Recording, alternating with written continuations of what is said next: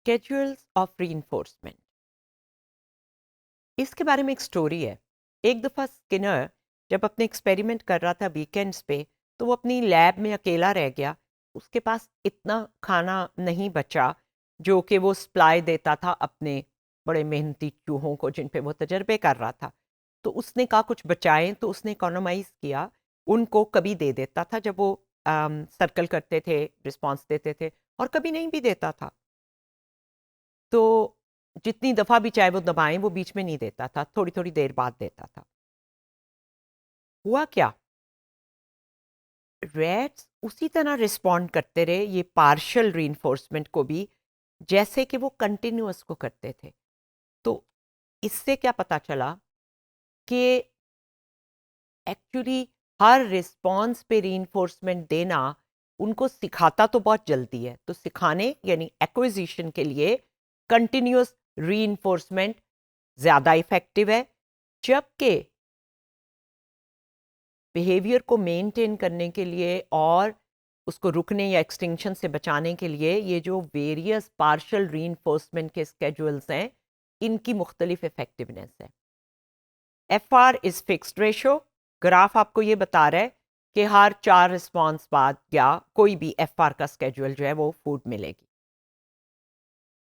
Variable ratio means के कोई average number of responses हैं, कभी 1 पे कभी 4 पे, लेकिन उनकी जो एवरेज है वो 5 होगी कि 5 रिस्पॉन्सेज दे लेंगे तो मिलेगी। फिक्स नहीं है, उसको वेरिएबल किया गया, लेकिन ऑन द एवरेज वो रेशो एक ही रहेगी। फिक्स्ड इंटरवल, हर 1 मिनट बाद या 30 सेकंड के बाद खाना मिलेगा, उसके बीच में वो कितनी दफ़ा मर्जी दबा ले नहीं मिलेगा। इसको फिक्स्ड इंटरवल कहते हैं। Variable interval again responding occurs at a fairly constant rate इसमें होता है। इसमें यह है कि कभी 1 मिनट बाद दे दी, कभी 30 सेकंड बाद, कभी 2 मिनट बाद, उन्हें पता नहीं होता कब आएगी। तो फिर वो कंसिस्टेंटली जो है वो लिवर दबाते रहते हैं। F1 में जैसे few responses after each reinforcer is delivered.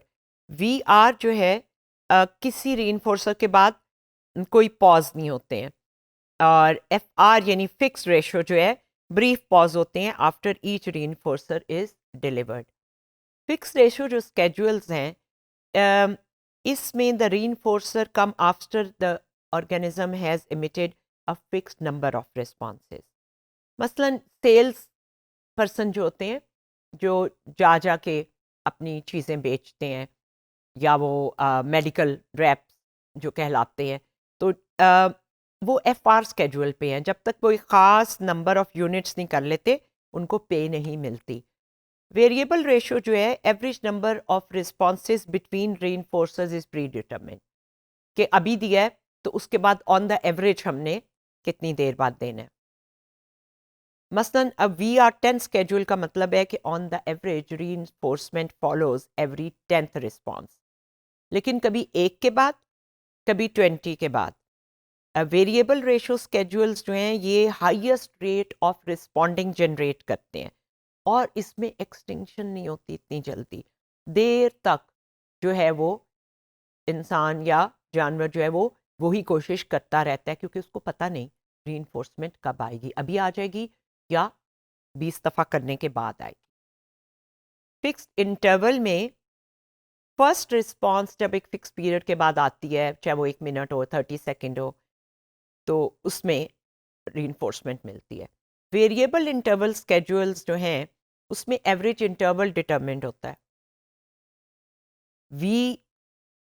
VI20 schedule में reinforcers are delivered at an average rate of 1 every 20 seconds। तो इसमें एक्सटिंक्शन क्योंकि देर में होती है, एक दफ़ा एक पिजन ने 18,000 दफ़ा 4 घंटे में पैक किया था रीइंफोर्समेंट रुकने के बाद, और 168 आवर्स चाहिए थे तब कहीं जाके उसकी रिस्पॉन्डिंग जो है वो मुकम्मल तौर पे ख़त्म हुई और एक्सटिंग्विश हुई। ये हमें क्या बता रहा है कि ये जो स्केड्यूल है इसमें ये सीख जाते हैं कि कभी भी दाना मिल सकता है, तो लगे रहो। तो कोई ऐसी रिस्पॉन्स जिसको आप पक्का करना चाहते हो उसको कंटिन्यूस की बजाय ऐसे स्केड्यूल पे रखें कि उन्हें ये पता ही ना हो कि कितनी देर बाद मिलेगी, तो उसके हिसाब से उनका रिस्पॉन्स रेट होता है। टाइम वाली में वो जब टाइम करीब आ रहा होता है ना तो वो तेज़ी से पैक करते हैं, फिर बैठ जाते हैं, फिर टाइम ख़त्म होने वाला होता है, फिक्स इंटरवल में उन्हें पता चल जाना है मिलने तनख्वाह महीने के बाद है, तो उससे 3 दिन पहले हमारा माली जो है बहुत काम करता है, और जब मिल जाती है तो उसके बाद एक आध हफ्ता उस तरह काम नहीं करता। आपको कोई ऐसे प्रोफेसर याद हो जो कभी-कभी इर्रेगुलरली स्केड्यूल क्विज़ेज़ देते थे? पता नहीं किस दिन देना है, पता नहीं 15 दिन बाद दे देना है, 3 दिन बाद दे देना है या महीने तक नहीं देना। तो आप क्या करते हैं? आप हमेशा स्टडी करते रहते हैं।